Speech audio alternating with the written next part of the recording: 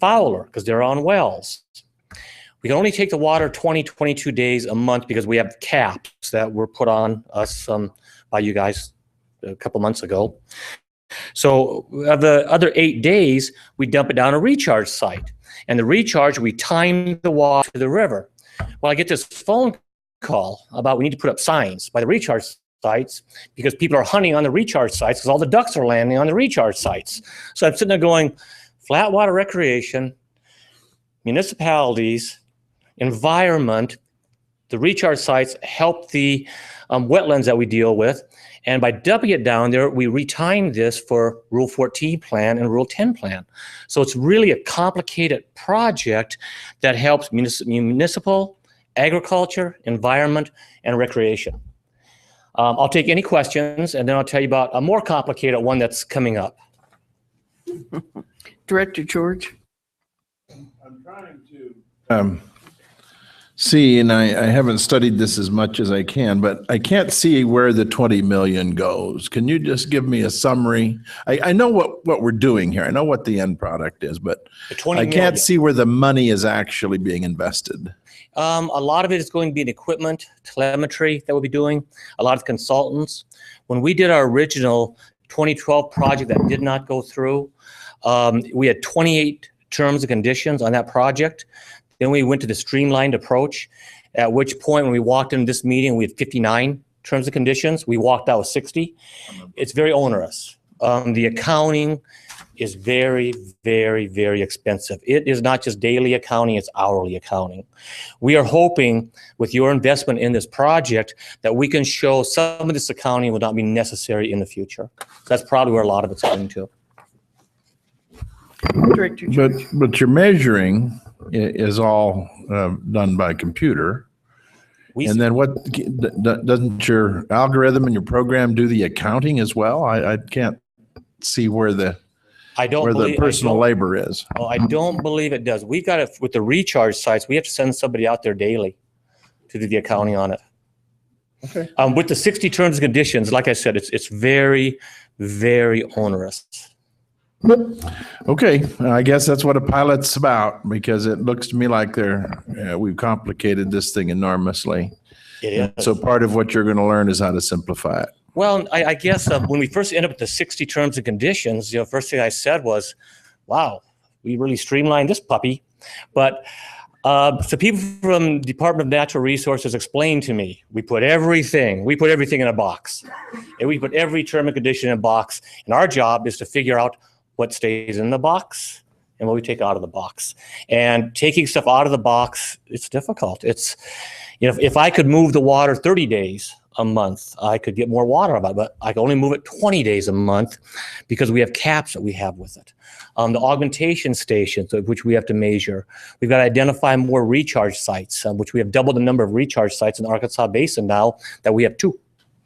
So it's very complicated and very expensive. Director Hamill. I might add, or take this opportunity to add a couple things. When we held the workshop on lessons learned, I thought we had a great turnout, strong staff support, strong support from the State Engineer Division 2 office and from the State Engineer. Both Kevin Ryan and Bill Tyner were there to help us walk through the process.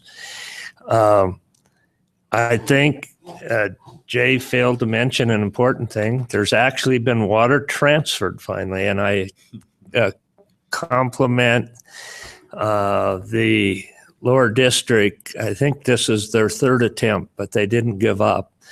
I didn't know. Did you say how many million, Director George? 20 million. I'm sorry. Yeah, I was going to say, I don't know where the 20 million came from, but the great news is we've transferred water. The other thing we heard, and I think I wish Tom Browning was here, but I know he's off at a very important function with his family. But maybe we could talk, Director Eklund. I heard, and it was a complex water thing in this process, but a couple things I heard. And one was a process they went through under this guideline process that actually might be an opportunity or a lesson learned that could apply over to even a water court process on how they settled the delayed depletions from some advanced payment. So maybe that fits in the Colorado Water Plan somewhere on the action side. So I thought that was a great lesson learned. Also, a couple of years ago, or over a couple of years, this board funded an administrative tool to develop a technical platform on delayed depletions that the upper district took on. That's about to be finalized, but this group took the opportunity to take that tool and use it. The goal is, whether you're a proponent or in a water court case, it would be an opposer. In this case, it was a party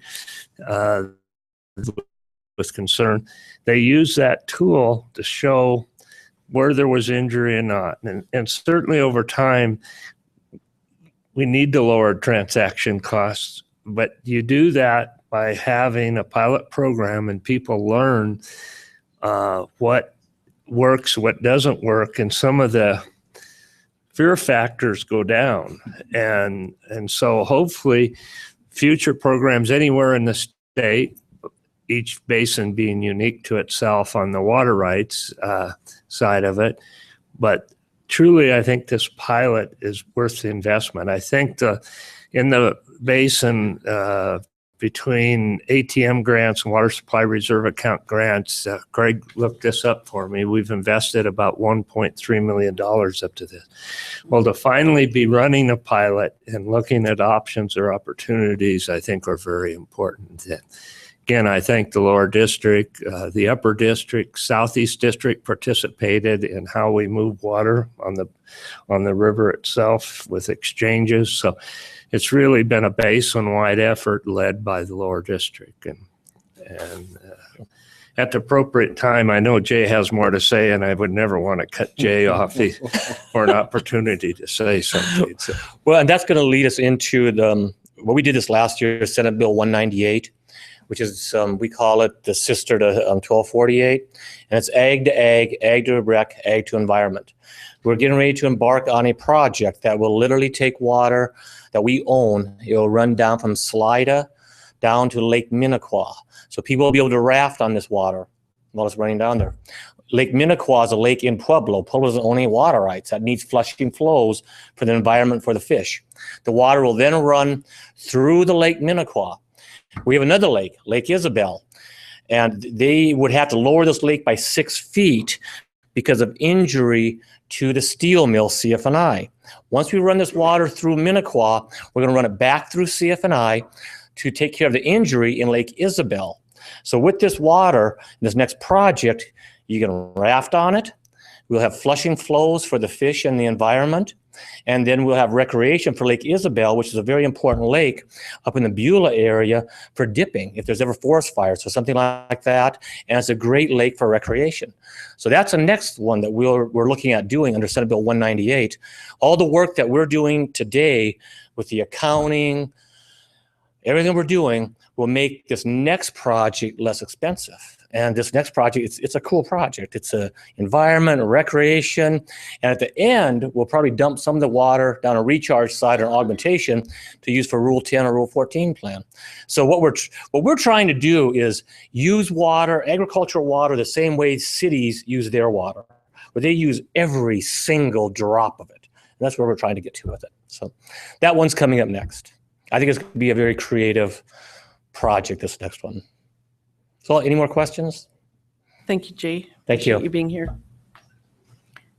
Director Himmel? Madam Chair, if there are no other questions, I would move staff's recommendation. Seconded by Director Wattenberg. Is there any other discussion? Hearing none, all those in favor of the motion say aye. Aye. Those opposed, no. The ayes have it, and that motion is adopted. And that concludes our agenda for today, so we are going to go in recess. Do you want to close the Sure. mic, or do you want to make comments for the board, or? I can we can just tell people we're here, 5:30. Yeah, so it's like a cocktail hour now, and then dinner will start around 6 probably, and it's just in the room across the way. Thank you, Mara. You can Thank you. adjourn us. Sure. So the board will be in recess. And if you have questions about our activities, ask Mara, but we'll be in this building. We're in recess. Finish up with one more question.